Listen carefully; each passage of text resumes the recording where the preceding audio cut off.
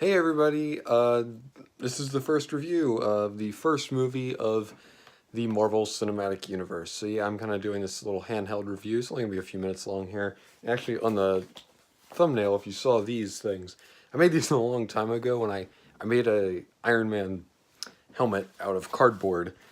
And this is the ones from Iron Man, the original movie. So this is the Mark III, the Mark II, and the Mark One. I used to hang when I was it's like 10 years ago, literally when the movie came out. I hung these up on my wall and had little things underneath them and it said which one they were. So Iron Man, the original Iron Man, came out in 2008. This is funny enough the same year as The Dark Knight, which is just mind-boggling. And this movie's awesome. So going back and rewatching it, I've rewatched it a number of times. Actually rewatched it last year before I went to go see Infinity War. And it's been about a year since I've seen it. The movie starts out with a bang, literally, with, Tony Stark. He gets injured and he's captured and he's got to figure out a way to get out of the cave. There's there's three main sections of the movie. There's the stuff in the cave, stuff in, the him designing the Iron Man suit and figuring out how, what to do with it. And then there's the end and the overall conflict with him and Obadiah Stane. This is fairly spoiler reviewy because, and all these will be spoiler reviews because, come on, you've all seen this movie. This movie's so much fun. Robert Downey Jr. is great in this movie. So is Jeff Bridges and Gwyneth Paltrow. They're all fantastic in this movie. I do like Obadiah Stane as a villain. He's pretty basic, but I mean, he basically builds an improved version of the Iron Man suit. And usually that's the way villains are. They're like the antithesis of the hero. They are the same thing but different but evil.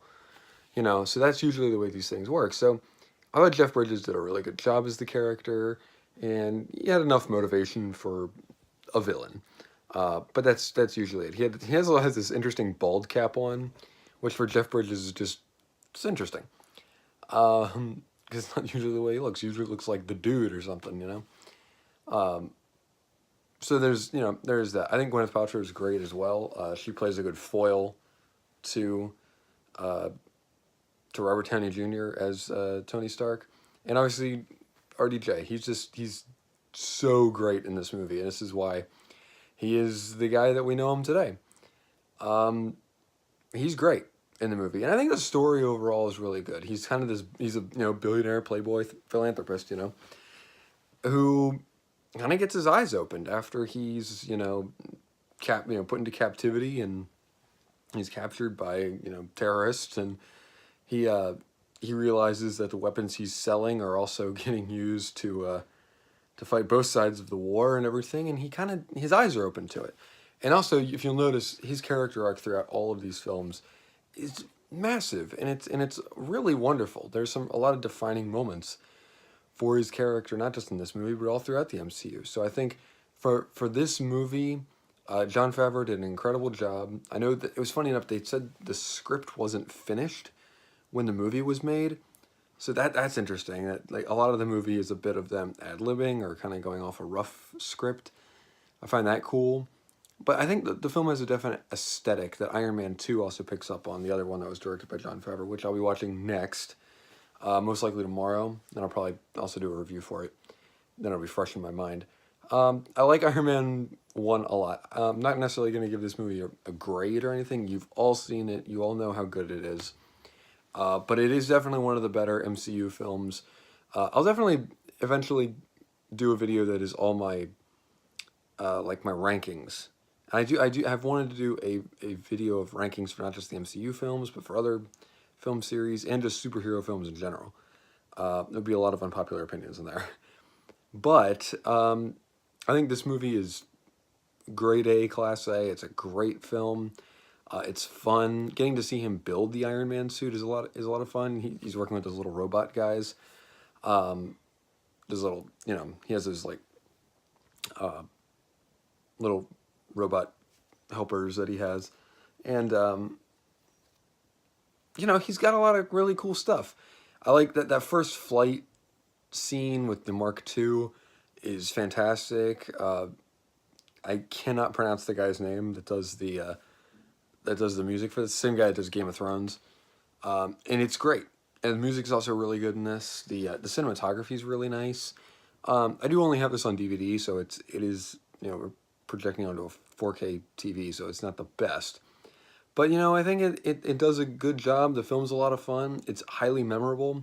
It's got some great lines like, Tony Stark built this in a cave with a box of scraps. There's a lot of good moments of this movie, and it's highly memorable. And for the start of this franchise, does a great job, and especially on that end stinger of just I am Iron Man, and then it just kind of it goes, and then the post credits as well. The first post credit scene in this series, Mr. Stark, you're part of a bigger universe. You don't know it yet, I'm Nick Fury, director of S.H.I.E.L.D. I want to talk to you about the Avenger Initiative. And it just goes. You're just like, that's a way to start it. And this isn't a movie I've ever seen in theaters, unfortunately. I'd like to see it in theaters one day. But, Iron Man 1 from 2008, a movie that came out 11 years ago, guys. 11 years ago, this movie came out. It still holds the test of time. It's still really, really good. So I highly recommend it. If you haven't seen it, go see it. Go see it again. Watch all these movies like I'm going to do before Endgame comes out in late April. So thanks, guys, for watching this. I hope you all get a chance to watch this movie and a bunch of the others. And I'll be doing all my Marvel movie reviews. The ones I have, I'll probably just do them all, because I'm going to watch them all anyway. So, yeah. So, thank you all for watching, and I'll see you all next time. Bye.